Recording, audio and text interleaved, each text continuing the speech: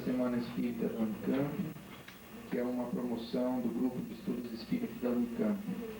Esse grupo já existe há 15 anos, mais ou menos, com o objetivo de estudar a doutrina espírita aqui na universidade.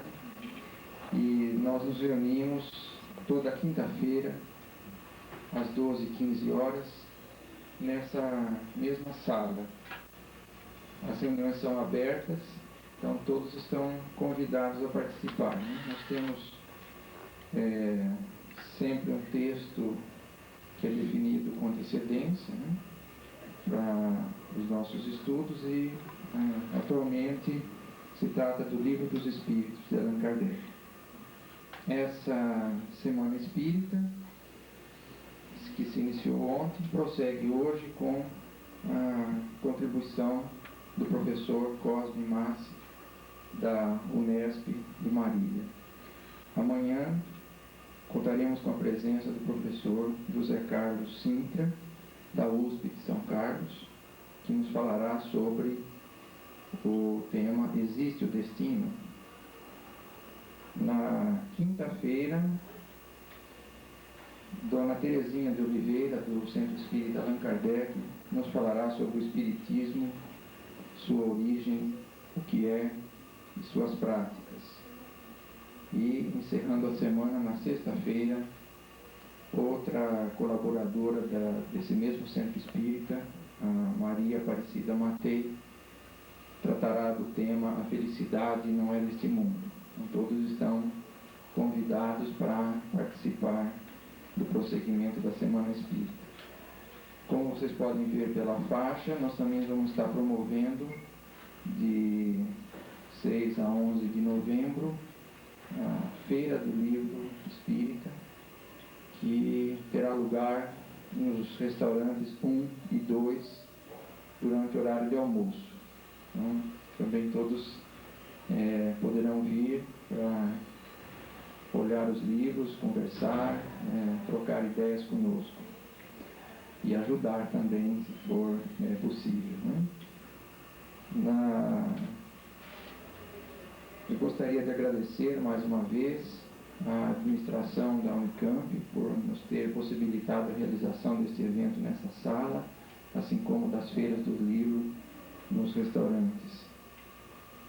Agradecer também a todos vocês por terem vindo, e eu, em especial, queria agradecer a todos os amigos do nosso grupo de estudos que se desdobraram aí para contribuir na realização desse evento.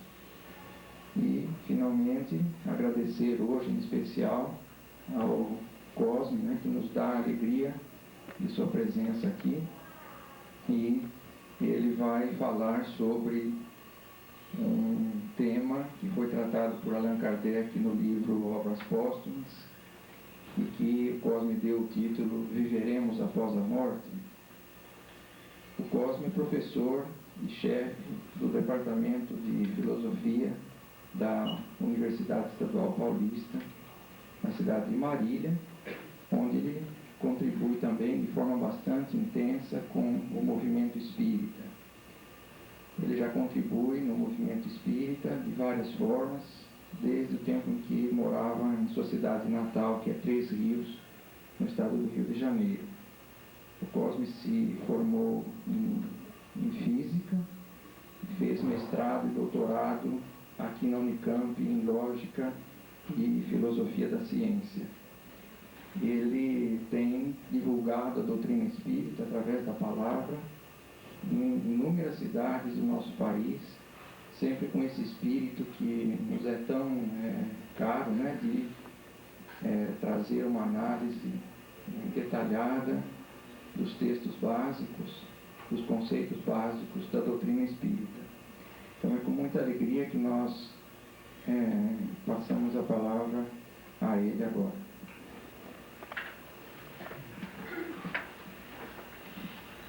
Uma boa tarde a todos. Gostaria inicialmente de agradecer ao convite do Grupo de Estudos Espíritas da Unicamp, já que tivemos a satisfação de participar desse grupo desde os seus primórdios, no início da década de 80, quando começamos, enquanto estudantes do programa de pós-graduação da Unicamp, participando desse grupo de estudos. Então é um grande prazer estar aqui hoje, dando a nossa contribuição. Escolhemos como tema esta pergunta: viveremos após a morte?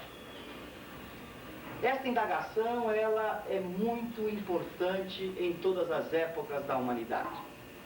Porque, dependendo da forma como vamos responder a esta pergunta, certamente teremos implicações morais diferentes. Quando assistimos à palestra de ontem do nosso Raul Teixeira, percebemos a sua preocupação em mostrar os diversos sistemas de morais e como a moral está presente em nossa vida como não poderia deixar de ser.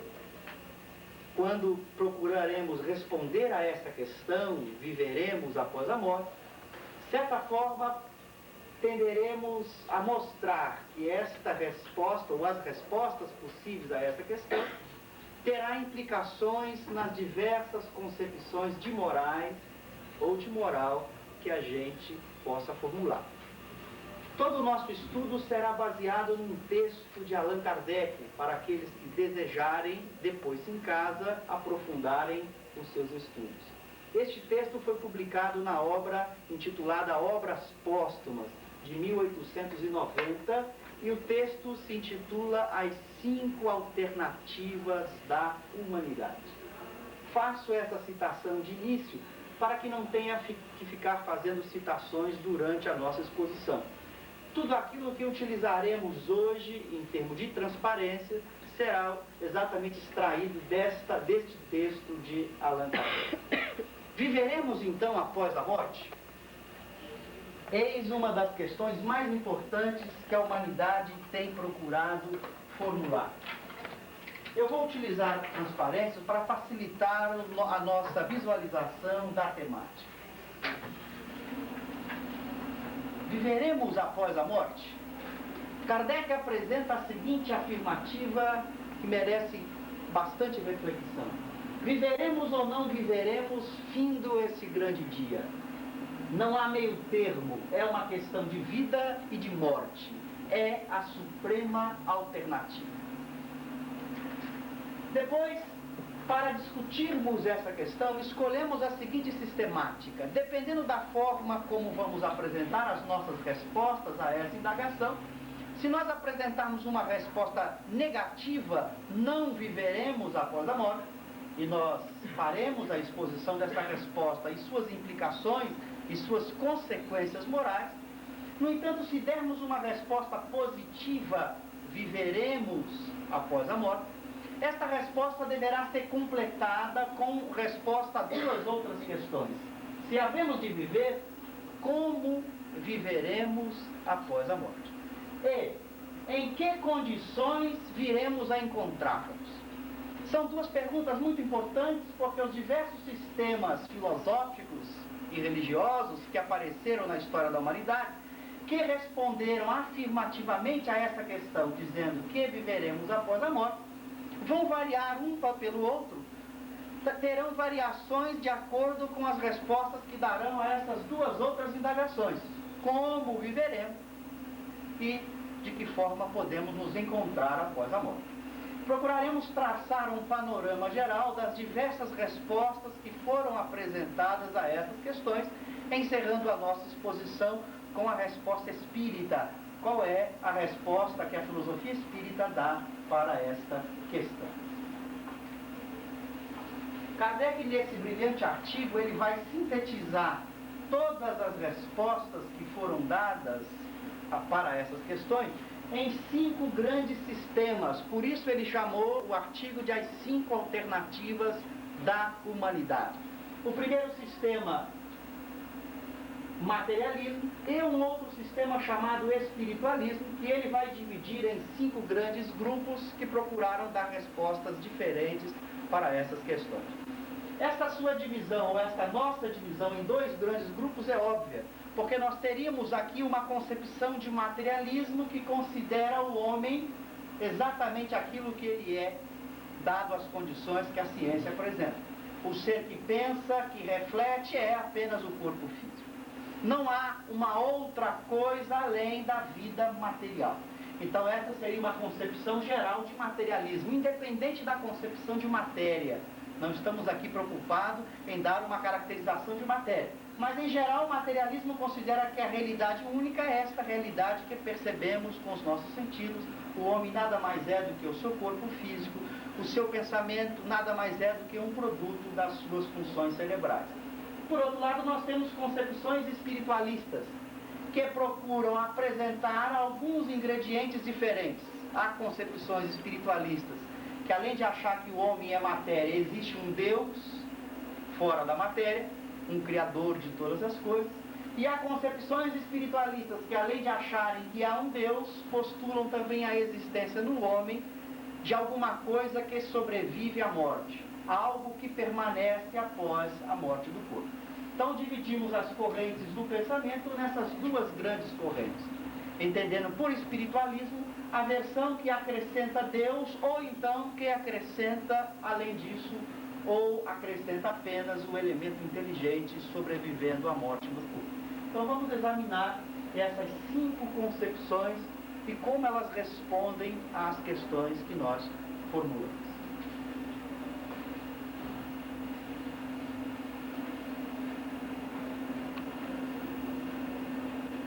Vejamos o que o materialismo nos diz. E aqui nós vamos inicialmente definir o que entendemos por materialismo, para que não haja nenhum problema com respeito ao significado das nossas palavras.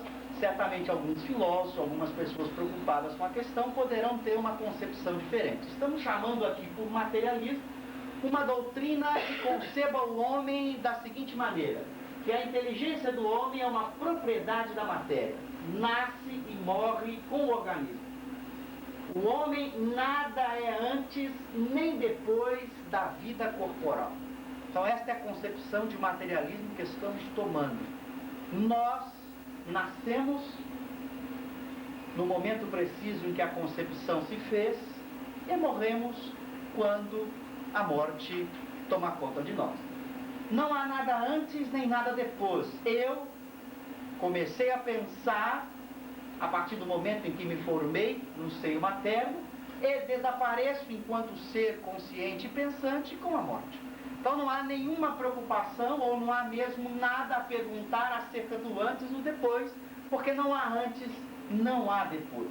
Então esta é uma concepção muito em moda nos dias de hoje, que a gente costuma chamar de concepção materialista neste sentido estrito, de que o homem se resume à sua função física, o pensamento nada mais é do que uma função cerebral e o homem desaparece como corpo. Tá? Essa concepção materialista, ela traz consequências ou gera implicações do ponto de vista moral. Independente da concepção moral que possamos adotar, ela vai trazer implicações que merecem reflexões. Quais seriam algumas dessas consequências? A primeira delas, que a gente destacou aqui, os prazeres materiais são as únicas coisas reais e desejáveis. E aqui eu friso a palavra única. Não queremos de forma alguma depreciar ou colocar algum tipo de reflexão de que prazer material é algo que deve ser abandonado. Não é isso. Estamos apenas dizendo que se eu adoto uma concepção de que eu nada sou antes nem serei depois, a minha vida se resume em ser feliz aqui, utilizando de todas as condições que o mundo material possa oferecer. Então os nossos prazeres constituiriam a nossa única, de fato, realidade, aquilo que eu mais desejaria, porque a minha vida se resume neste curto espaço de tempo de uma existência. Então o indivíduo que adota uma concepção materialista, nesse sentido que estamos colocando, certamente ele deve ter essa preocupação, por uma questão de bom senso, por uma questão de inteligência, porque todos nós queremos ser felizes. Ninguém deseja uma vida de dor, de miséria, de sofrimento. Portanto, se eu acho que a minha vida é isto, exatamente isso que eu estou vivendo, eu vou buscar a todo custo o gozo dos prazeres que a vida pode oferecer como a única coisa real e desejável. esta deve ser a situação normal daquele que adote uma posição materialista. Uma segunda consequência é que as afeições morais carecem de futuro. Qualquer tipo de vínculo que eu possa ter com outros indivíduos, este vínculo não tem futuro. Eu não posso fazer nenhum raciocínio do tipo, é importante manter essa amizade, porque amanhã eu dependo dela, amanhã no futuro, após a morte. Não há o após a morte. Então, toda e qualquer afeição moral que eu possa ter com alguém se resume exclusivamente nesta vida que eu estou vivendo. Então, eu vou buscar as minhas afeições segundo os meus interesses. É conveniente para viver bem aqui manter estas ou aquelas relações morais, sentimentais, ter esta ou aquela convivência social, porque isso me trará benefícios nessa vida. Então não há por que me preocupar com afeições morais do futuro, ou seja, após a morte, porque não há este futuro. Então esta é uma consequência simples que a posição materialista gera. Vejamos ainda outras.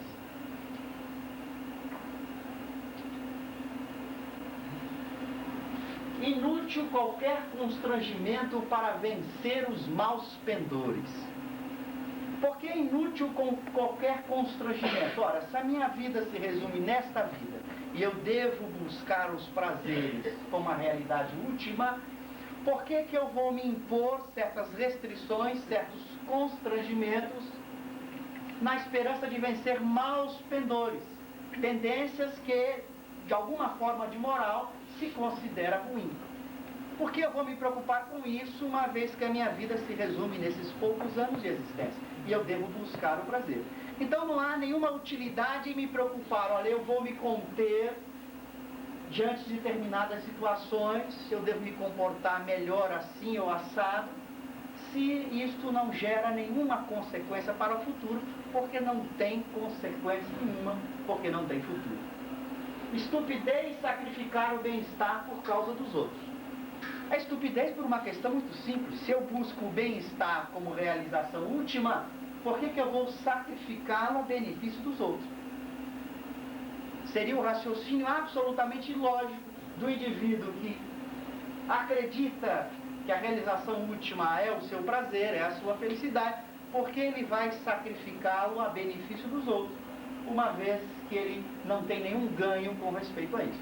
E os outros também não lhe trarão nenhuma consequência, porque não há afeições morais no futuro, não há vínculos para o futuro, porque o futuro não existe de forma alguma. Viver cada um para si o melhor possível deve ser o nosso lema, a nossa bandeira nesta concepção. Eu devo viver pensando exclusivamente nos meus interesses. Não há por que renunciar aos meus interesses a benefício dos outros. Mesmo que eu faça aquele raciocínio, olha, eu renuncio, entre aspas, porque fulano é importante e depois eu recebo lá fora. Mas mesmo esse tipo de raciocínio se torna complicado, uma vez que eu estou correndo o risco de renunciar agora e depois não ter o troco mais na frente. Então o que me parece mais seguro nessa concepção é o indivíduo pensar nele agora, o máximo que ele puder, garantindo aí os seus 50, 60, 70 anos de prazer que ele possa viver. Deveres sociais sem fundamento. O bem e o mal, meras convenções. Os deveres sociais não vão encontrar fundamento. Poderei tentar um tipo de fundamentação que diga o seguinte: bom, é importante deveres sociais para que haja o equilíbrio, para que haja o caos. Eu até posso pensar nisso. Mas se eu estou numa situação privilegiada, eu não vou pensar nisso.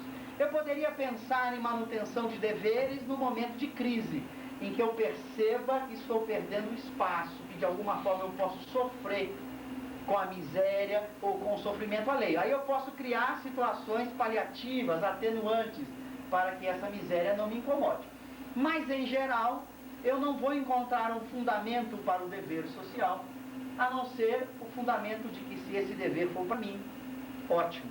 Então eu vou sempre voltar os meus sistemas sociais de acordo com os interesses dos grupos, daqueles que são mais fortes, daqueles que detêm de alguma forma o poder.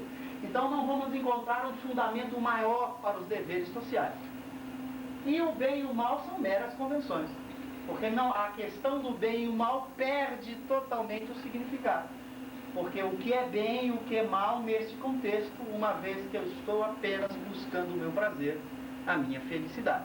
Poderia até usar uma concepção dizendo o bem é aquilo que me gera prazer, mas é uma concepção própria, não um conceito de bem que pudesse ser universalizado, como muito bem ontem lembrou Raul, citando o grande filósofo alemão Immanuel Kant.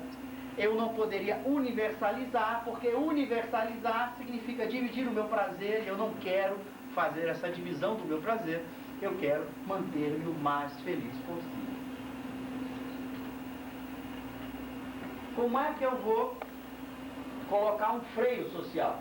O freio social unicamente a força material da lei civil.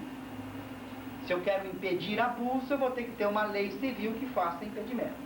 Conhecemos na história da humanidade muitas argumentações feitas por materialistas de que as religiões eram utilizadas como um mecanismo de freio social, para conter a miséria na miséria, para manter aquele indivíduo que está em situação de sofrimento no sofrimento. Aí você usava a ideia religiosa como um freio. Ora, se você tem uma concepção materialista de fato, o freio vai ter que ser uma lei civil, colocada para frear os homens a não fazer com que o caos seja instaurado. Não há um mecanismo maior de freio para as relações sociais. Bom, essas são as consequências principais que procuramos destacar de uma visão materialista que eu volto a colocar aqui, para que a gente frise bem a concepção de materialismo que estamos propondo. A inteligência do homem é uma propriedade da matéria, nasce e morre com o organismo, o homem nada é antes nem depois da vida corporal. Então o materialismo vai dar uma resposta simples à questão que nós formulamos no começo. Existe vida após a morte? Não. Não há vida após a morte. A vida se resume na vida corporal, tal como estamos vivendo.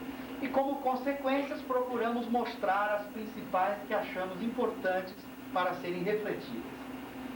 Mas não é apenas o materialismo que procura oferecer uma resposta a essa indagação. Também temos as concepções espiritualistas. Eu aqui vou colocar a primeira delas que lá colocamos. O que a gente chamou de, o que Kardec chamou de panteísmo, tendo esta caracterização. O princípio inteligente ou alma independe da matéria. É extraído ao nascer do todo universal, individualiza-se em cada ser durante a vida e volta, por efeito da morte, à massa comum, como as gotas de chuva ao oceano. Esta concepção é espiritualista porque o panteísta postula a existência de algo que sobrevive à morte do corpo, de um princípio inteligente que estaria em nós e que não morre quando o corpo perece. Então, nesse sentido, difere da concepção materialista que propomos. Mas esta concepção diz que este princípio inteligente, de alguma forma, depois da morte, se dissolve. Aí as concepções panteístas divergem, porque há concepções panteístas que dizem que o princípio inteligente se dissolve logo após a morte, voltando ao todo universal, como voltam as gotas de chuva ao oceano. Há aqueles outros que colocam um tempo, dizendo que o princípio inteligente fica vivendo no mundo espiritual durante muito tempo, só depois de atingir um certo estágio que ele voltaria ou se dissolveria no todo. Mas pouco importa, aí é uma questão simplesmente de tempo. No final, as duas doutrinas coincidem porque elas postulam que o princípio inteligente desaparece após a morte, em algum momento, deixando de existir a personalidade, a individualidade, a consciência. Então nós temos uma certa individualidade na concepção panteísta enquanto estamos no corpo. Somos indivíduos diferentes, temos personalidade, temos consciência de nós mesmos. Após a morte, aquilo que somos como ser pensante e inteligente desaparece, dissolvendo-se no todo universal. Esta é uma concepção que ocorreu na história da humanidade em vários momentos. Como é então que o panteísta vai responder à questão: viveremos após a morte? Ele vai responder: viveremos. A vida não acaba com a morte. Há no homem um ser inteligente que prossegue após a passagem final. Mas como esse ser depois desaparece ou perde a sua consciência ou individualidade, podemos dizer que o panteísta responde muito próximo ao materialismo à questão: viveremos após a morte. O viveremos passa a ser secundário, porque se você vive, mas perde a sua consciência ou individualidade, é como se você não vivesse. De nada adianta viver sem saber disso. De nada adianta manter-se sem saber que se mantém, porque a sua consciência, a sua individualidade se perdeu. Então podemos dizer que o panteísmo tem como consequências fundamentais essas duas. Sem individualidade e sem consciência de si mesmo, o ser é como se não existisse. As consequências morais são exatamente as mesmas que as da doutrina materialista. Eu posso extrair aquelas consequências todas que colocamos para o materialismo e colocarmos também para a visão panteísta, porque não há nenhum futuro, uma vez que todos nós nos dispersamos. E começamos a pensar, se nós considerarmos uma daquelas consequências que analisamos, que diz respeito ao bem e o mal, na concepção panteísta desaparece. Porque de nada adianta o indivíduo ser bom, entre aspas, ou ser mal, porque ambos se dissolverão no mesmo todo. Não haveria nenhuma diferença entre um Francisco de Assis e um Adolfo Hitler. Porque os dois se dissolveriam no mesmo todo, perdendo a sua individualidade na visão panteísta. Vejamos uma outra visão apresentada para responder a questão: viveremos ou não após a morte. Essa visão, que Kardec denominou de deísmo, estabelece o seguinte: Deus estabeleceu as leis gerais que regem o universo, mas uma vez estabelecidas, essas leis funcionam por si sós. É aquele que as promulgou, de mais nada se ocupa, não se ocupando Deus conosco, nada temos que lhe agradecer, nem que lhe pedir. A concepção deísta surgiu como uma alternativa ante a concepção materialista e a concepção que dizia que Deus não existe. O deísmo, aproveitando-se dos resultados da ciência dos séculos XVII, século XVIII e XIX, ele procurou estruturar-se utilizando as ideias que a ciência colocava, de que há leis gerais regulando o comportamento do universo, e para não assumir diretamente uma concepção materialista, dizendo que a matéria é a única realidade, os deístas colocavam Deus. Postulavam que Deus existe. Há um Criador de todas as coisas. Este Criador estabeleceu as leis gerais que regulam o comportamento do universo, mas uma vez estabelecidas essas leis, o Criador se manteve fora do universo. Ele não faz nenhuma intervenção. Tudo passa a funcionar segundo as leis que o Criador estabeleceu. Então, de nada adianta você criar qualquer vínculo de adoração com o Criador, qualquer possibilidade de você solicitar algo, porque de nada adianta você solicitar algo, porque temos o determinismo absoluto da lei. Cada um de nós está vivendo consoante aquilo que a lei estabeleceu. Se eu sou deste jeito, eu sou assim, porque as leis naturais, desde o momento da minha concepção, me fizeram assim. O meu pensamento, as minhas emoções, são resultado exclusivo do funcionamento dessas leis. Não há individualidade no sentido de liberdade. Eu não sou livre para tomar decisões, para fazer escolhas, porque eu sou apenas o resultado cego do processo evolutivo, segundo as leis que foram estabelecidas. Muitos críticos da concepção deísta, ou do deísmo, costumavam dizer que os deístas eram materialistas que não tinham coragem de assumir a posição materialista e que se apoiavam na ideia de Deus. Então eram uma espécie de materialistas com Deus. Colocavam apenas a noção de divindade, talvez para não criar rancores no movimento religioso da época, já que essa concepção surgiu pela primeira vez no século XVI a partir principalmente de trabalho de alguns pensadores franceses no ano de 1530, mais ou menos. Então era uma concepção que surge numa época em que o movimento religioso não tinha força, mas que a ciência começava também a ganhar um pouco de espaço. Então eles conseguiram vincular dois pensamentos. Um pensamento materialista, que apoia a sua concepção nas leis que regulam o universo, e na ideia religiosa de Deus. Só que Deus tem esse papel de ficar fora da criação. Não houve um consenso na concepção deísta. Existiram várias concepções deístas diferentes, algumas que tentavam colocar até a presença de Deus no universo, dizendo que Deus atua, mas que abominavam qualquer forma de culto, de adoração, de qualquer vínculo entre a criatura e o Criador.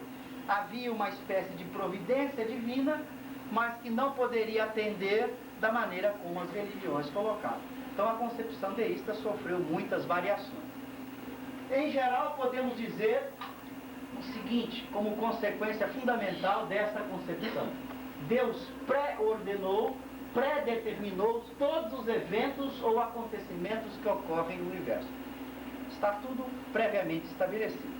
Então, como o deísta vai responder à questão, viveremos após a morte? Bom, isso é totalmente irrelevante. Porque como tudo segue a determinação absoluta,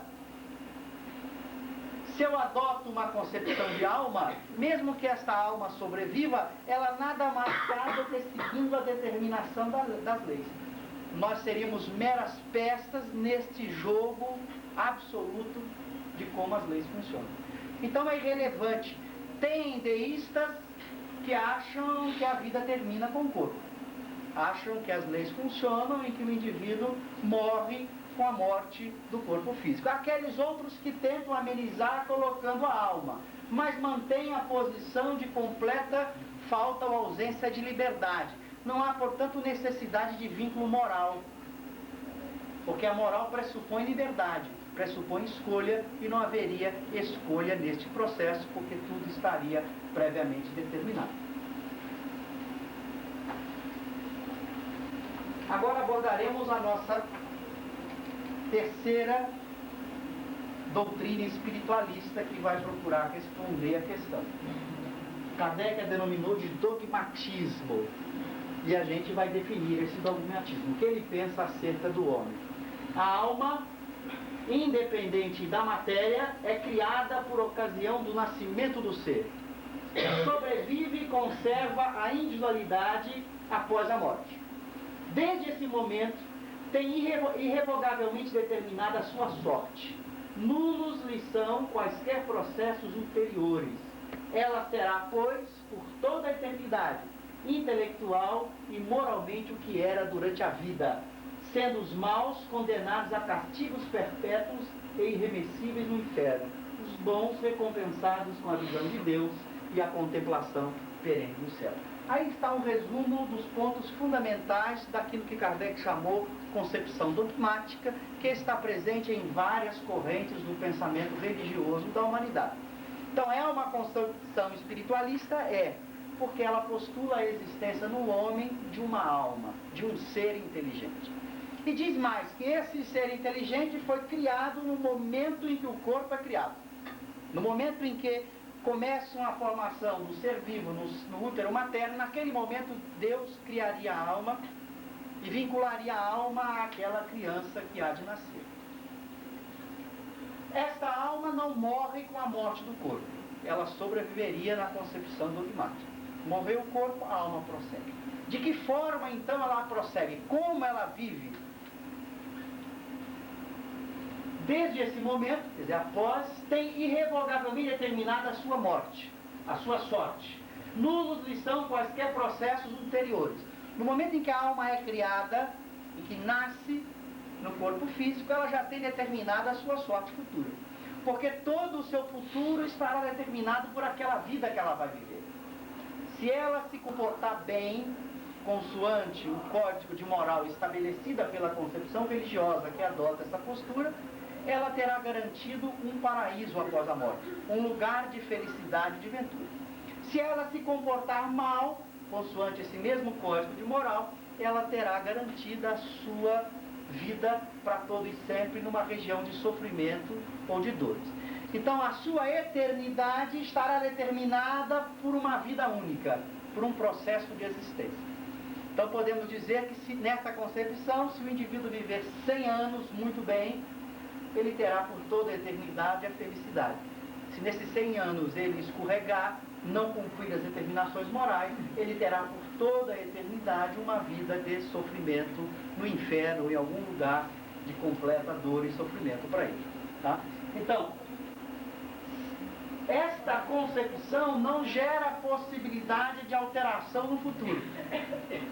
O futuro da alma está determinado absolutamente pela vida atual na concepção dogmática.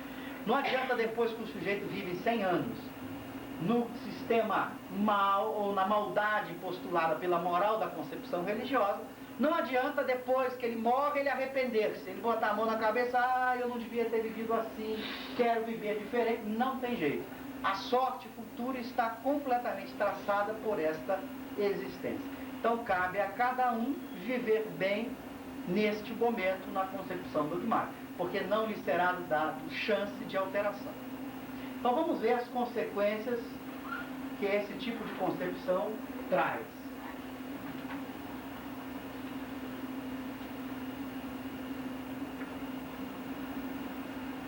Esta doutrina vai deixar sem soluções os graves problemas que a gente procurou aqui destacar.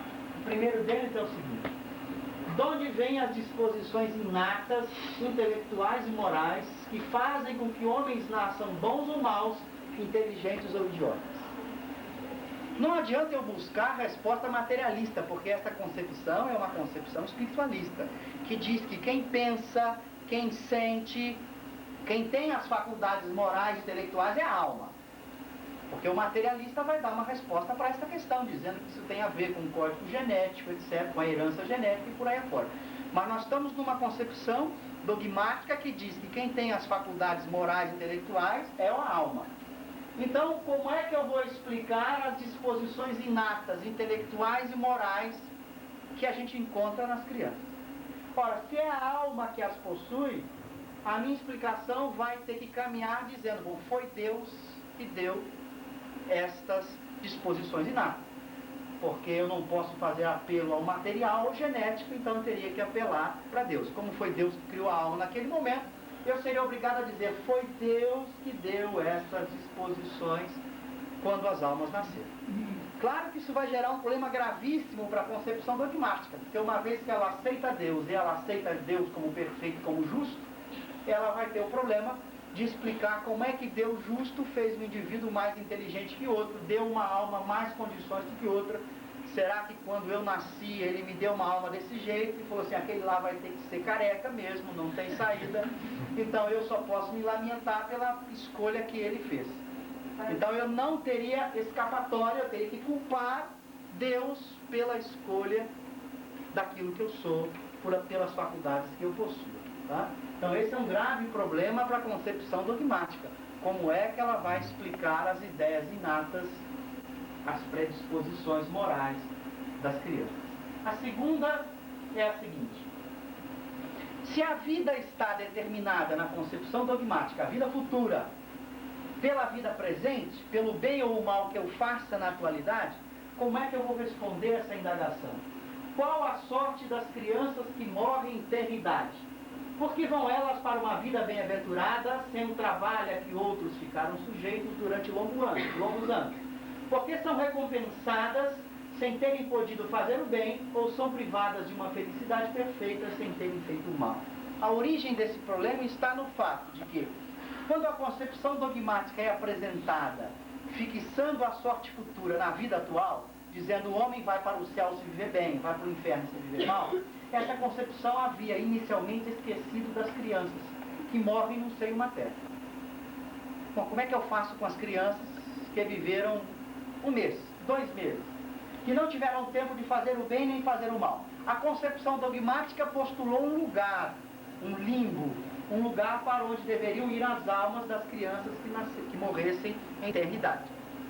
Mas se eu coloco neste lugar, e este lugar não é o céu, porque para o céu teriam que ir os bons, então a gente começa a ter diversos problemas que essa concepção vai ter que enfrentar.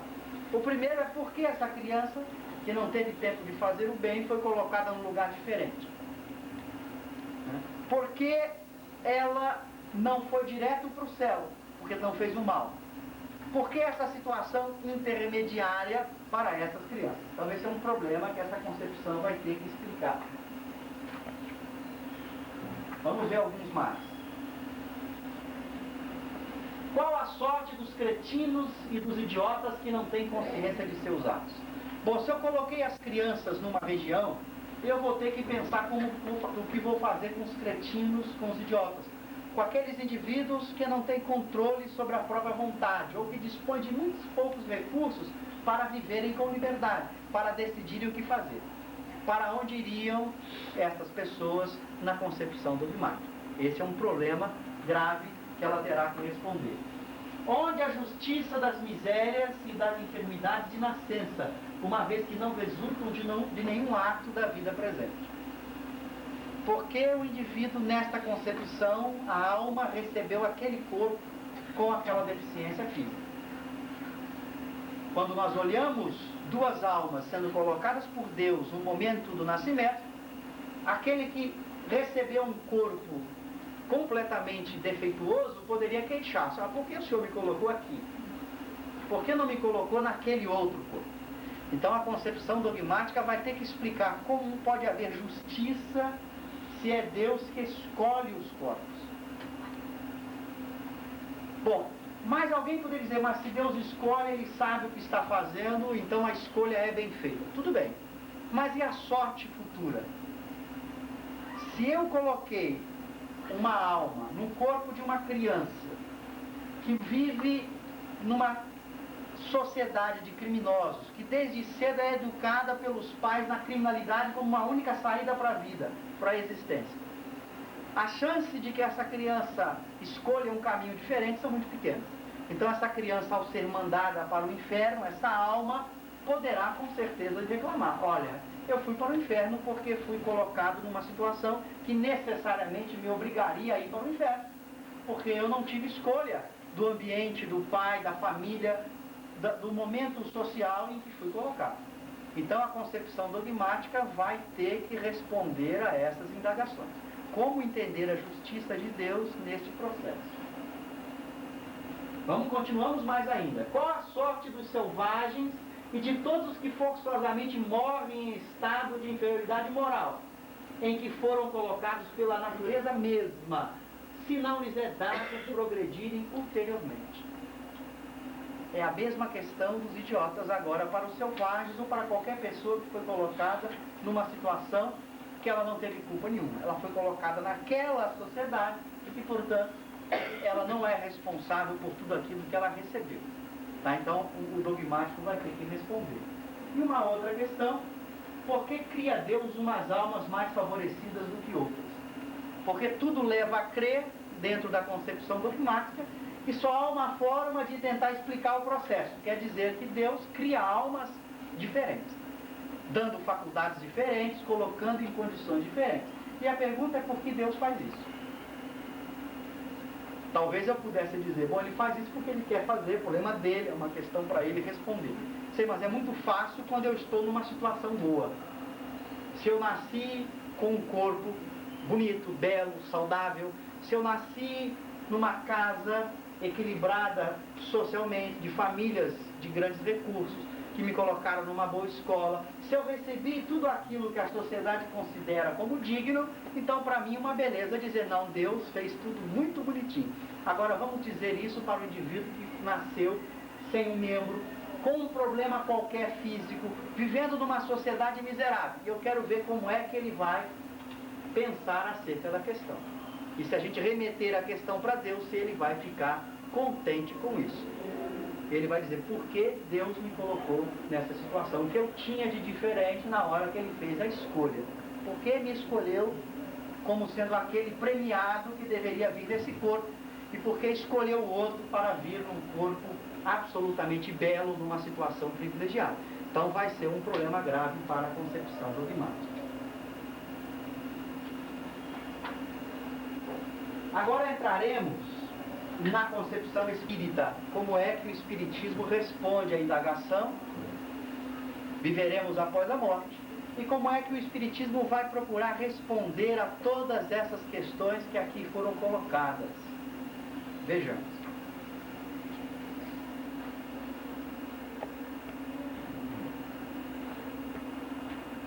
Na concepção espírita, é uma concepção espiritualista. O espiritismo é uma doutrina espiritualista, que considera que há no homem algo mais do que o corpo material. Como é que ele considera a questão? O princípio inteligente independe da matéria, isto é, aquilo que eu sou inteligente, as minhas faculdades, o meu pensamento, eu que penso, que falo, que sinto, não sou matéria, a matéria é veículo. Eu sou esse princípio inteligente ou alma, na concepção espírita. A alma individual pré-existe e sobrevive ao corpo. Então há aqui uma primeira diferença da concepção dogmática.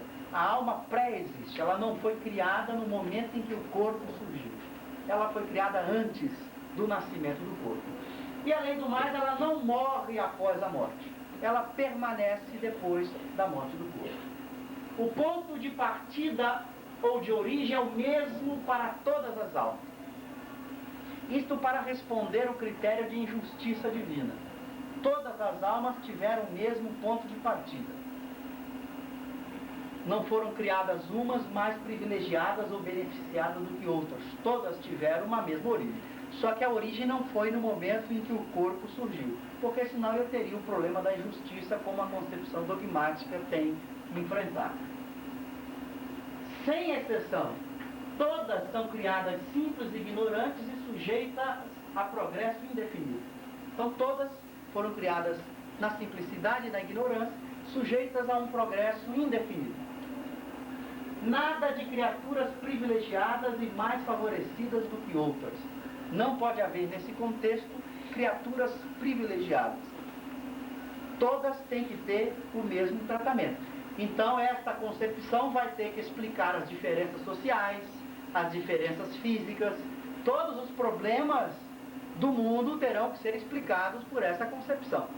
Tá? As almas ou espíritos progridem mais ou menos rapidamente, mediante o uso do livre-arbítrio, pelo trabalho e pela boa vontade. Então todas tiveram o mesmo ponto de partida, e o processo de evolução, de crescimento, depende da vontade de cada uma e do livre-arbítrio que elas possuem. Umas podem escolher caminhar mais, outras podem escolher caminhar menos. Como ocorre no dia a dia de cada um de nós.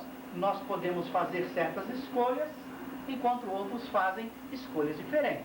Nós temos o estudante que escolhe, quando está fazendo vestibular, renunciar o ano inteiro o seu barzinho, o seu clube para estudar, e aquele outro que nada, eu vou lá e chuto, e fica o ano inteiro se dedicando à sua vida normal, como ele se dedicava antes da preocupação com o vestibular, indo ao seu campo, ao seu futebol, ao seu barzinho, etc. E nós temos diferenças dessas escolhas, porque nós encontramos muitos casos daqueles que fazem a escolha por fixar-se um ano nos estudos e que passam. E aqueles outros ficam aguardando e acabam, às vezes, não conseguindo entrar onde desejam entrar. Então, nós teríamos essa liberdade de escolha entre as diversas opções que nos são colocadas. E esta rapidez com que o indivíduo cresce e adquire valores morais e intelectuais depende exatamente da sua vontade. Eu estou colocando os pontos fundamentais e depois a gente pode discutir como, a partir desses pontos fundamentais, aquelas questões colocadas são respondidas.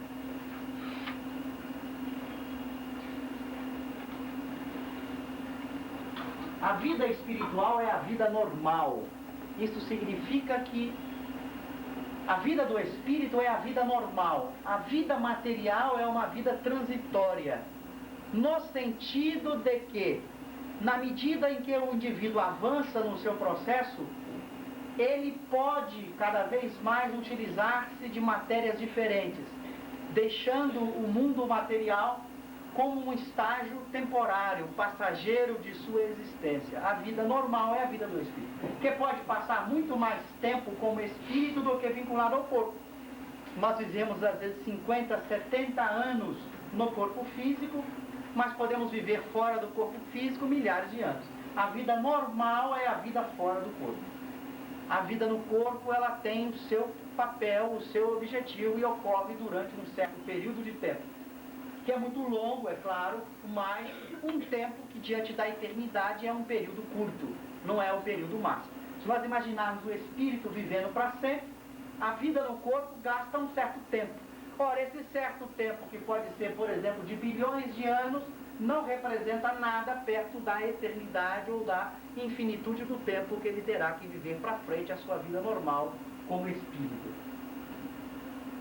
A vida corpórea é uma fase temporária da vida do espírito, que durante ela se reveste no envoltório material de que se despe por ocasião da morte.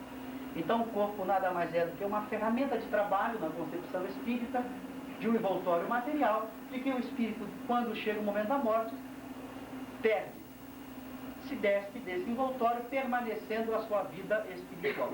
Aqui é importante que às vezes, quando a gente fala essa questão, as pessoas imaginam que a filosofia espírita postula a existência de um mundo dos espíritos que seja um mundo abstrato, platônico, como o mundo das ideias. Não é esta a concepção que o espiritismo coloca. O mundo dos espíritos é um mundo real, físico, que atua sobre o mundo material. Não tem a natureza material como nós concebemos hoje de matéria, mas que tem uma natureza, uma constituição que interfere com o mundo material. Então é muito importante para que a gente não fique pensando que a concepção espírita postula a ideia de um mundo abstrato onde a alma vive. A alma vive num universo que interage conosco o tempo inteiro, cuja natureza difere daquilo que nós hoje chamamos de matéria. Não tem essa estrutura que nós conhecemos. É uma estrutura diferente que um dia entenderemos melhor.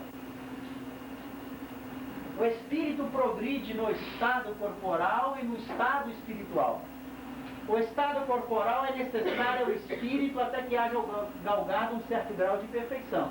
Ele aí se desenvolve pelo trabalho, aqui é submetido pelas suas próprias necessidades e adquire conhecimentos práticos especiais. Então o mundo corporal tem sua função neste contexto. É ali que o princípio inteligente começa a desenvolver-se, a conquistar suas faculdades, a adquirir conhecimentos e habilidades. Uma vez que ele foi criado simples e ignorante, ele deve passar por um processo de adquirir faculdades, conhecimentos, de se burilar, de se aperfeiçoar. Esse processo se dá vinculado ao mundo corporal, em que ele vai crescendo, adquirindo faculdades, vai se ampliando cada vez mais, até que ele adquire tudo aquilo que o mundo corporal, propriamente dito, este mundo que nós entendemos de matéria, não mais oferece condições para ele de avanço, de crescimento. Então ele passa a viver na outra realidade apenas, onde ele pode adquirir condições que aqui ele não poderia adquirir. Então o mundo material é um estágio inicial da vida do espírito, até que ele adquira tudo aquilo que a vida corporal lhe pode oferecer. Depois ele prosseguiria em outros estágios, vivendo em mundos cuja natureza difere da natureza do nosso mundo material propriamente dito.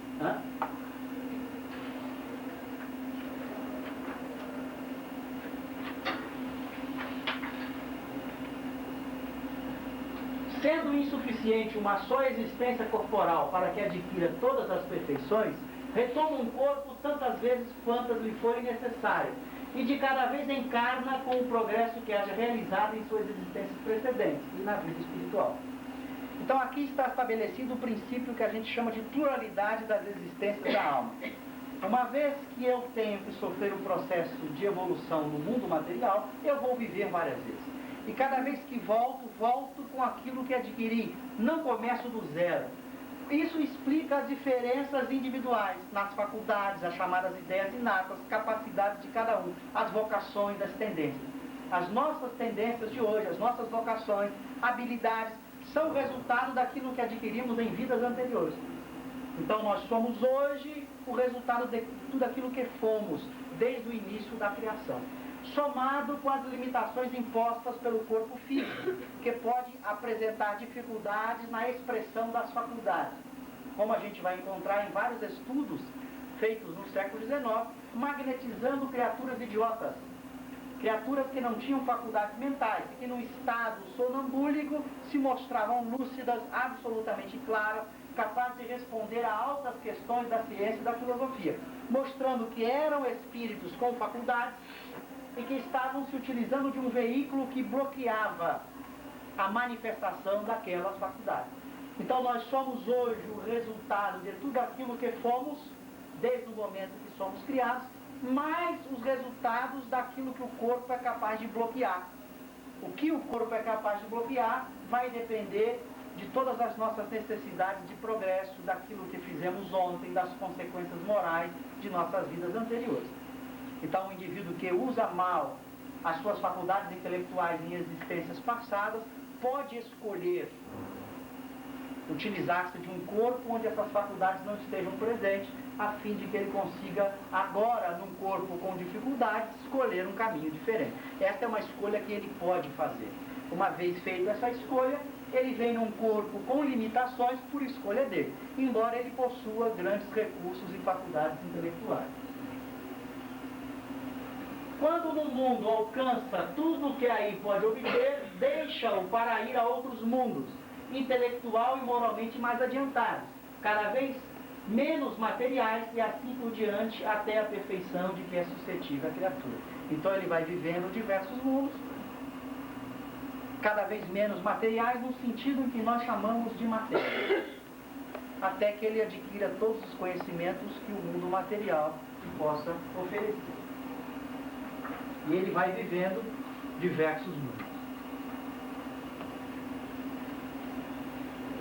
O estado, agora com respeito à felicidade ou à infelicidade, como é que a filosofia espírita trata a questão? O estado ditoso ou inditoso dos espíritos é inerente ao adiantamento moral deles. Então, se ela coloca o estado de felicidade ou infelicidade de acordo com o adiantamento moral, o espiritismo vai ter que apresentar uma concepção de moral e ele apresenta uma moral.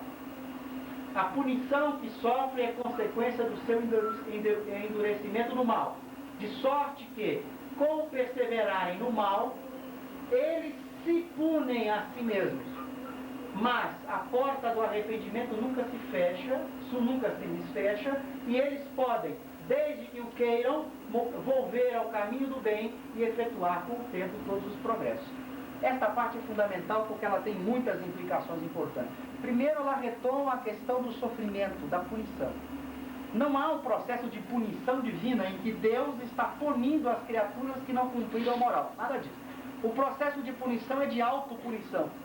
Como nós vimos ontem na exposição do Raul, a moral se determina ou está presente em nosso mundo íntimo pelas experiências que vivemos.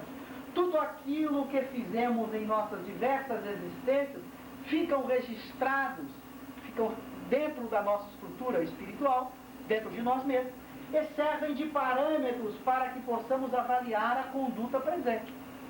Então eu aprendi nas diversas vidas que devo tratar bem, com respeito às criaturas, que não devo agredir o meu próximo, que o meu próximo merece o respeito que eu mereço.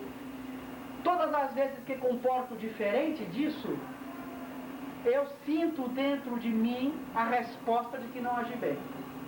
E é muito comum, dependendo da gravidade da ofensa ou da gravidade do meu crime, que eu resolva entrar num processo de remorso, que é um processo de autopunição. Isso ocorre conosco o tempo inteiro. A gente agride mal, agride uma pessoa, a gente não vai bem com alguém, chega em casa e começa a se sentir incomodado. Então há muitos que não dormem, ficam revirando na cama, aquela coisa incomoda. E ele pode às vezes tentar beber para esquecer ou fazer qualquer outra coisa. Lhe falta coragem de ligar para o indivíduo, ou de procurar o indivíduo e pedir desculpas. Se ele fizesse isso, ele se liberaria do incômodo que a consciência lhe está causando. Então ele não precisa passar por situações de dor ou de sofrimento. Mas a maioria de nós escolhe este caminho. É uma escolha nossa. A gente cometeu tanto crime que pede, olha, eu quero voltar nessa situação para poder esquecer e reconstruir a vida novamente. Então essa escolha daquilo que vamos passar é do espírito no seu processo evolutivo. Então não há uma punição de fora da divindade punindo as pessoas, mas a punição se estrutura a partir da própria consciência em que o indivíduo vai escolhendo os seus caminhos e diante das alternativas possíveis. Por exemplo, se eu criei um grande inimigo, porque eu matei, destruí a vida de alguém, eu percebo a necessidade de reparar isso, de transformar em amigo. Então posso escolher vir como filho dele numa outra existência. E poderei até escolher, veja a inteligência, se eu venho como filho, mas ele pode sentir aversão por mim, eu posso escolher, eu vou vir como um filho sofrendo alguma doença que vai exigir cuidados especiais da parte dele. Então, ao fazer essa escolha, eu estou criando condições de que ele se dedique a mim, como pai ou como mãe. Porque ao receber um filho debilitado, o pai ou a mãe começa a dedicar-se mais. Então, os vínculos de sentimento, de amor, podem começar a ser despertados a partir desse processo. Então, nós vamos escolher dentro de um conjunto de alternativas que possam servir de instrumento para refazer o caminho que nós trilhamos erradamente. Tá? Então, essa escolha é nossa. A outra questão importante é que a porta do arrependimento nunca se desfecha. Isso é importante. Você não tem aquela posição, eu matei alguém e daí para frente estou perdido, é pecado mortal ou capital. Nada disso. Eu cometi um deslize e terei sempre a oportunidade de reparar.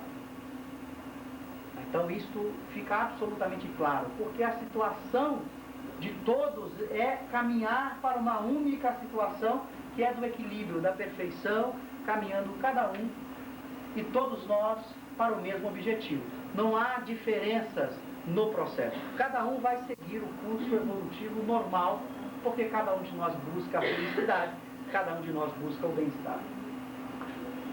As crianças que morrem em eternidade podem ter espíritos mais ou menos adiantados, quanto já tiveram outras existências em que praticaram bem ou cometeram ações más. Isto vem para explicar como é que ficam aquelas crianças que morrem em eternidade. Elas ficam como resultado de tudo que já foram. O indivíduo morre levando a vida que levou, desde o momento que foi criado até o presente momento. Então eu não posso ver aquela criança como não fazendo nada, porque ela é um espírito que já viveu antes. O que ela será após a morte ou em outras vidas, ela será o resultado de tudo aquilo que ela foi, desde o momento em que ela foi criada. Então não há nenhum problema de localização especial para crianças que morrem em eternidade.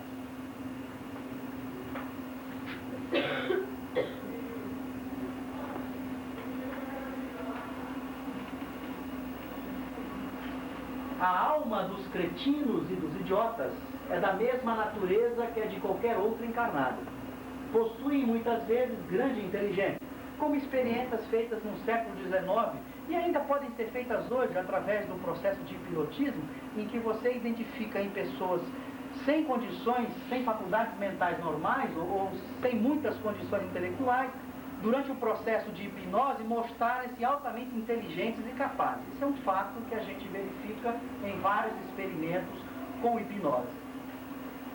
Possuem muitas vezes grande inteligência, sofrem pela deficiência dos meios de que se dispõem para entrar em relação com seus companheiros de existência, como os mudos sofrem por não poderem falar.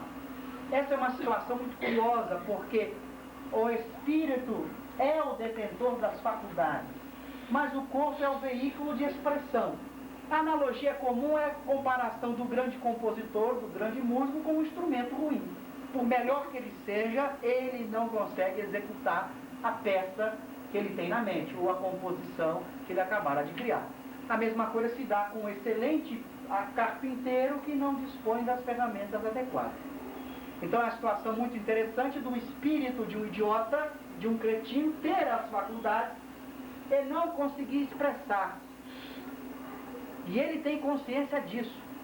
Se você trabalha com essas criaturas através de sessões de hipnose, você percebe disso. Ele sabe, às vezes ele chega a perceber em alguns casos que os pais estão falando como espírito, porque eles têm as percepções espirituais, mas não conseguem responder através do corpo, porque o corpo não lhe permite dar resposta.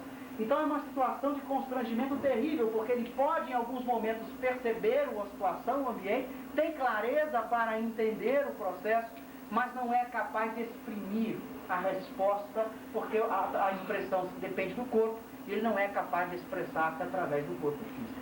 Então é uma situação possível que a gente encontra fazendo várias experiências com essas criaturas. Então mostrando que o corpo influencia exatamente a manifestação do espírito. Depende muito da estrutura corporal, como é que o espírito vai manifestar as suas faculdades. Tá? Agora, por que então essa situação? É que abusaram da inteligência em existências pretéritas e aceitaram voluntariamente a situação de impotência para usar dela, a fim de expiar o mal que praticaram. Isso é muito importante, essa questão de aceitar voluntariamente. Porque quando o indivíduo toma consciência, e todos nós tomamos, da necessidade de sermos felizes, que para sermos felizes precisamos resolver certas questões que deixamos, ninguém lesa os seus semelhantes sem causar lesões para si próprio. Eu não posso ser feliz tendo prejudicado e estragado a vida de muitas criaturas. Na medida em que eu tomo consciência disso, eu começo a planejar qual deve ser o meu caminho. Tenho inimigos, construí inimigos, como vou fazer para transformá-los em meus amigos? Então, a partir do momento em que eu tomo essa decisão, eu vou voluntariamente traçando, com a ajuda dos amigos, uma estratégia para construir o caminho que eu estraguei em vidas anteriores. Então a estratégia pode ser como aquela que eu falei, do indivíduo que escolha nascer como filho de um seu inimigo e que escolha nascer como um filho carente de faculdades mentais, para receber um tratamento especial a fim de que os laços de sentimento e de amor possam de fato ser estabelecidos. E a gente vê aquela mãe que ama aquela criatura, mesmo aquele ser em situações precárias do ponto de vista físico ou intelectual, mas a mãe ama aquele ser, se dedica a ele de tal maneira que os vínculos de amor puro e simples começam a ser estabelecidos entre inimigos do passado, que agora refazem o processo. Então esta escolha, esta aceitação é voluntária. O espírito decide por escolher aquele caminho, por necessidade de ficar feliz, de se sentir bem e de reconstruir aquilo que ele estragou. E essa expressão se chama expiarem o mal. O processo de expiação do mal é o processo em que o espírito decide por receber as consequências do erro que ele realizou, e a partir desse momento começa o processo de reparação, de reconstrução daquilo que ele realizou. Então a expiação é um processo voluntário em que o espírito aceita viver dessa ou daquela forma, reparando os erros que cometeram em vidas anteriores. Ninguém consegue ser feliz maculando outras pessoas, criando dificuldade para os outros. A felicidade é um estado interior que não permite que haja dentro de mim a marca de um delito, de um crime cometido, de um mal praticado com alguém. Enquanto eu não reparo esse erro, eu fico com aquela marca, eu sinto a necessidade de corrigir. No momento em que eu corrijo, eu fico quites com a minha consciência.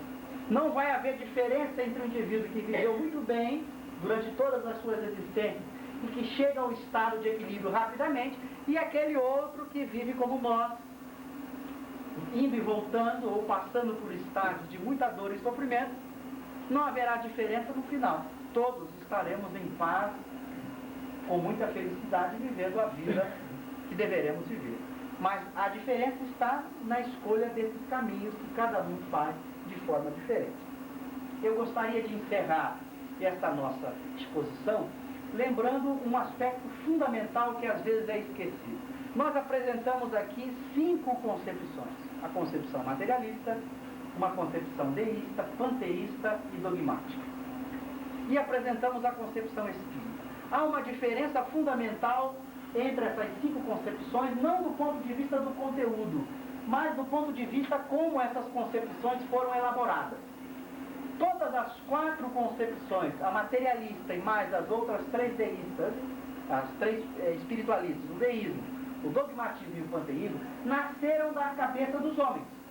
Foram resultado pura e simplesmente da especulação filosófica, da avaliação racional a partir dos dados que o homem possuía. Então o indivíduo começa a meditar: como é que eu explico o mundo? Como é que eu explico o homem? Como eu vou entender a questão do homem viver ou não após a morte? Então, psicólogos, filósofos, pensadores das mais diversas épocas da humanidade procuraram pensar essa questão e apresentaram as suas ideias acerca disso. A visão espírita não foi assim. O espiritismo não nasceu da cabeça de Allan Kardec, que sentado de chambre em frente à lareira, na sua cadeira de balanço, como fez Descartes, e bolou o seu sistema e criou a sua filosofia. Não nasceu assim.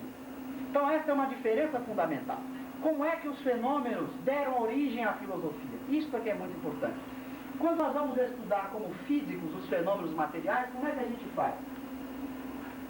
Se eu largo essa caneta e ela caiu, eu posso começar a explicar por que essa caneta caiu. Por que ao largar ela descreveu esse movimento.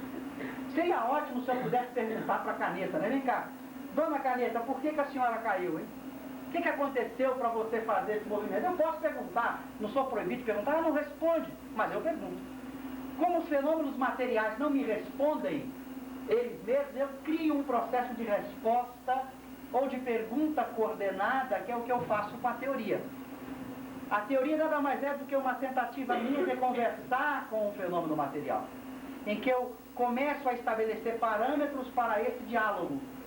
E eu vou formulando a resposta e submetendo a análise experimental para que eu possa ter alguma forma o retorno dessa resposta. Então, se a gente pega uma concepção de Newton, Newton vai dizer: bom, essa caneta caiu porque tem uma força gravitacional produzida pela Terra que atrai esse corpo. Então há uma força que a gente calcula aí na física, fazendo a conta bonitinha, calculamos o valor dessa força, a velocidade com que o corpo se move, etc, etc.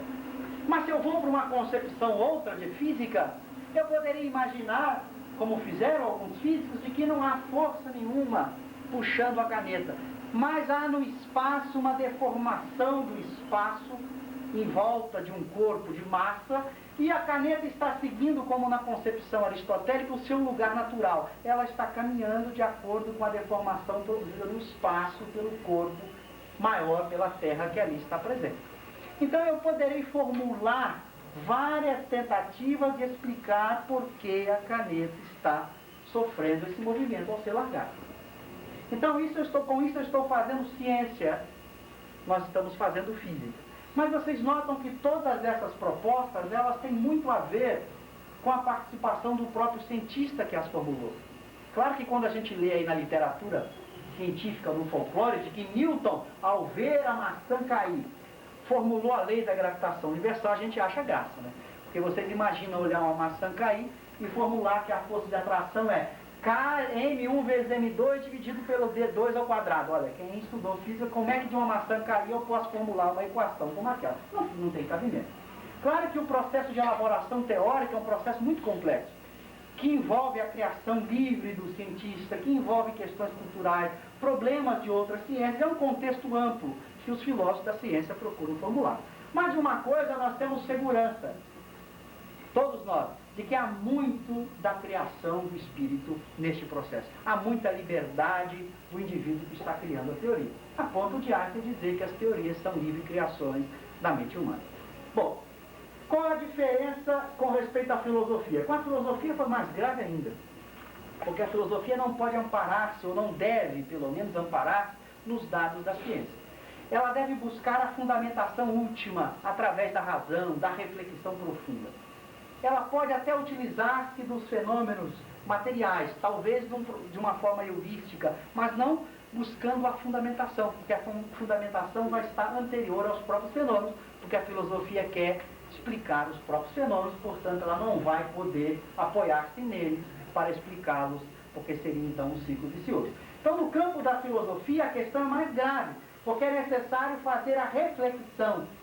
Eu penso, reflito, levo o meu raciocínio às últimas consequências e formulo o meu sistema. Então aí nós podemos dizer que a criação do indivíduo é quase que absoluta. Ele cria o sistema a partir da sua reflexão e da sua análise. Como o Espiritismo tem e é filosofia, religião e ciência, ele tem essa característica tríplice de apoiar-se nessas três âncoras do pensamento humano. ele tem a sua vertente filosófica, mas a sua filosofia não nasce ou não nasceu de forma pura e simplesmente especulativa, surgindo na mente de um indivíduo que assim concebeu. Como é que as coisas surgiram? Quando os fenômenos de movimento de objetos começaram a surgir com mais intensidade, principalmente na América e depois na Europa, no século XIX, em que as mesas se movimentavam, em que os objetos se moviam, quando os homens começaram a estabelecer um primeiro diálogo, olha, vamos supor que nós estivéssemos fazendo a experiência, e que nós sentássemos em torno de uma mesa e de repente a mesa começasse a balançar. Seria natural que a gente, bom, eu não sei por que essa mesa está balançando, eu não sei se é a mente de alguém que está se movimentando ou qualquer coisa, mas será que eu posso manter um diálogo com essa mesa? Então vamos criar uma convenção. E eu diria para a mesa, olha, se o que eu disser for sim, você dê uma pancadinha. Se o que eu disser for não, você dê 2 pancadinhas. Suponhamos que eu tenha proposto esse desafio, como foi na história dos fenômenos espíritos. Esse desafio foi proposto dessa forma. E o indivíduo pergunta, meu nome é João. Se eu perguntasse, meu nome é João, a mesa, tom, não é João, meu nome é Cosme. Então fala, então a mesa é inteligente, ela é capaz de dar resposta. E assim a gente estabelece um diálogo. Certamente, se tivessem mulheres presentes nesse diálogo, e certamente as tivemos presentes, elas foram mais preparadas para isso. Porque imagina a mulher perguntar, vou casar-me?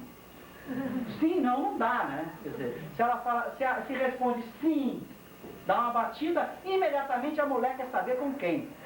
A não ser que ela tirasse a lista do bolso e começasse Pedro, João, Maria para a mesa dizendo sim. Ela gostaria de perguntar com quem. Neste momento que ela quer saber com quem, o sim e o não é suficiente. Então os homens começaram a pensar, bom, será que eu não poderia imaginar uma forma, através das batidas, letra A uma batida, letra B 2 batidas, letra C 3 batidas? Foi assim no início. E estabelecemos um alfabeto terrível, porque para escrever a palavra Cosme eu estava cansado de ouvir a mesa bater. Que até ela bater todas as letras para montar daria muito trabalho. A partir do momento em que esses diálogos foram iniciados, a mesa sugeriu, olha que coisa curiosa, hein? A mesa começou a dizer, por que vocês não fazem o seguinte, como foi sugerido em Paris em 1853? Façam o seguinte, vocês peguem uma cestinha, uma cesta pequena, fure um buraco, coloque ali um lápis, coloque essa cesta em cima de um papel, que a cestinha vai sozinha escrever. A mesa sugeriu isso. E aconteceu. E a cestinha começava a escrever. Agora a comunicação ficava fantástica. Porque se ela pode escrever, eu posso perguntar o que eu quiser. Então foi a própria mesa, ou esses objetos em movimento, que disseram ao serem perguntados, quem está escrevendo? É um espírito. Mas é um espírito? O que é isso? É a mente de alguém? Não. É a alma de alguém que morreu. Então toda a filosofia, ou todas as consequências dessa filosofia, nasceram dessa forma. Os fenômenos, como eles podiam falar, porque eram fenômenos inteligentes, eles mesmos disseram o que estava se passando. Então é uma filosofia que tem uma origem diferente, porque ela não nasceu da especulação de um pensador que começa a imaginar um jeito de explicar o mundo. Ela nascia. E o próprio Kardec vai comentar a surpresa, porque, por exemplo, quando as mesas começaram a sugerir, a cestinha com lápis começou a sugerir que o espírito ou a alma dos mortos já viveram antes, isso incomodava, porque ele mesmo não era um partidário inicialmente da ideia da pluralidade das existências, ou da reencarnação da alma. Mas ele teve que se submeter, porque em todos os lugares em que as perguntas eram feitas, nos mais diversos países e centros que se reuniam para o estudo, as respostas eram as mesmas. Vivemos antes, já tivemos outras vidas. Então ele teve que circunvar ante a evidência, embora vai dizer ele, eu não pensava assim, eu não havia formulado essa hipótese para explicar o processo evolutivo das almas ou dos espíritos. Então essa diferença é realmente fundamental, porque eu não tenho a pura especulação, mas eu tenho a presença de um fenômeno diferente, que é um fenômeno inteligente, que é capaz de responder. Infelizmente, eu não posso perguntar a caneta porque ela cai. Aliás, posso, mas ela não é capaz de me dar a resposta. mas já a mesa se movendo eu posso perguntar. Então todas as consequências morais surgiram daí. Quando os fenômenos surgiram e Allan Kardec quisesse, como fez, quisesse saber acerca de como é que alguém está vivendo, ele conversava com esse alguém. A mesa falava, os suicidas sofrem dessa forma após a morte. Como consequência do ato, eles geram um processo de autopunição que traz essas consequências. O que fazia Allan Kardec? Indagava aos diversos suicidas, que ele tomava conhecimento que haviam morrido, que ele evocava, que ele pedia que se utilizassem da cesta para dar suas demonstrações. Ou ele mandava indagações através dos jornais ou da revista que ele editava, para que as pessoas fizessem perguntas em vários lugares e que mandassem para ele as respostas. E as respostas coincidiam. Então, colecionando respostas de dezenas e centenas de suicidas, ele pôde, então, simplesmente resumi-las dizendo os suicidas podem passar por essas e por essas situações após a morte. Então, não foi criação da mente de um homem. A filosofia espírita tem essa característica notável. Os fenômenos, como eram inteligentes, eles podiam dizer o que estava se passando. Então, a ideia de que o espírito não morre estava presente no fenômeno. Não a ideia que surgiu da cabeça de ninguém. Até porque as pessoas começaram a imaginar que era alguém pensando, que era o produto do pensamento de alguém, que era o poder do pensamento. Aliás, esta resposta, poder do pensamento, é curiosa, né? Porque eu podia dizer o mesmo, né? Você sabe por que a caneta caiu? Poder do pensamento cósmico. Né? Você duvida? Prova para mim que eu estou errado. É o poder do meu pensamento. Vocês podem jogar a caneta em qualquer lugar porque o cosmos está lá pensando e as canetas do mundo inteiro caem porque é o poder do meu pensamento. Quer dizer, a gente acha graça, que é engraçado, quando se trata do fenômeno físico. Mas há muitos homens de ciência que atribuem essa explicação aos fenômenos espíritos. Se você disser que essa explicação ele deveria usar também para explicar a gravitação universal, ele não aceita não. Mas quando ele vai aplicá-la aos fenômenos espíritas, ele acha ótima essa explicação.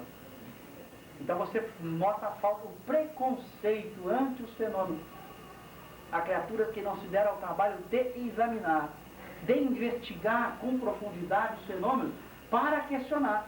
Então Kardec vai dizer que ele só aceita como crítico sério aquele que, tendo examinado com profundidade os diversos fenômenos, que tenha refletido e que apresente uma explicação diferente, que dê conta dos fenômenos e que consigam manter o processo de intercâmbio da forma como está sendo feito.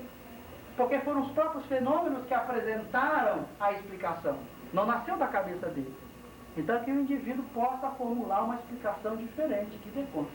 Então não adianta inventar, é produto da mente, é criação mental. Aí se criou a ideia de que o indivíduo chamado médium ou paranormal, ele capta, ele tem um poder especial que ele capta o pensamento de todo mundo.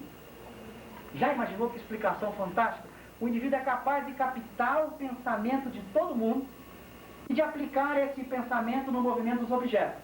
Porque a grande dificuldade para se explicar fenômenos é como explicar que o indivíduo consiga reproduzir o pensamento e as ideias de alguém que morreu. Inclusive a assinatura.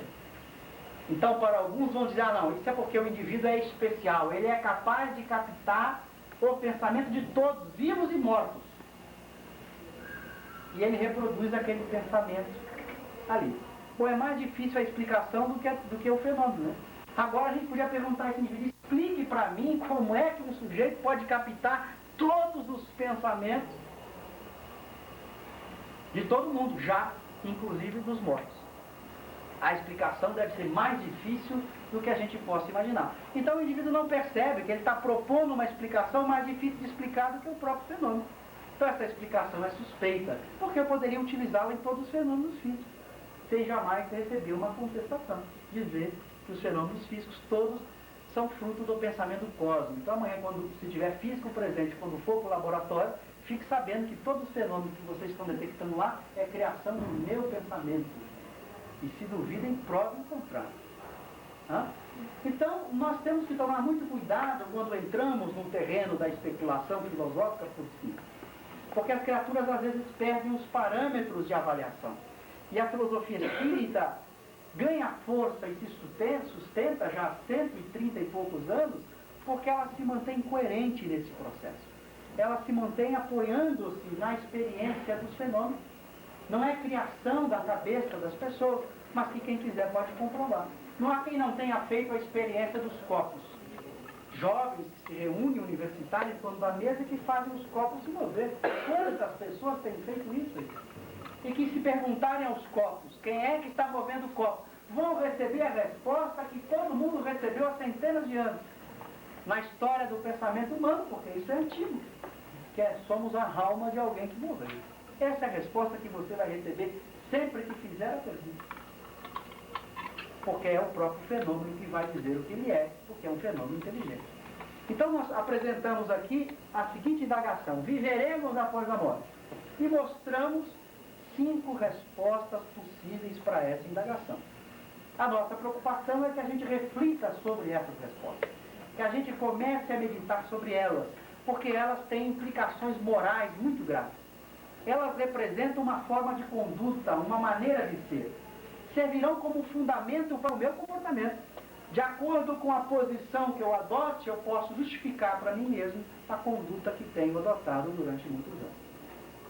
Então fica aí a nossa sugestão para que a gente possa estudar a codificação espírita, a doutrina espírita, com mais cuidado, com mais carinho, lendo as obras fundamentais, buscando entender como elas se estruturaram, questionando o que ali está, mas com esse espírito lúcido daquele que quer realmente aprender, que quer entender o fenômeno, e não apenas com a intenção de não aprofundar a questão, ou de aceitá-la cegamente, ou de recusá-la sem nenhum exame.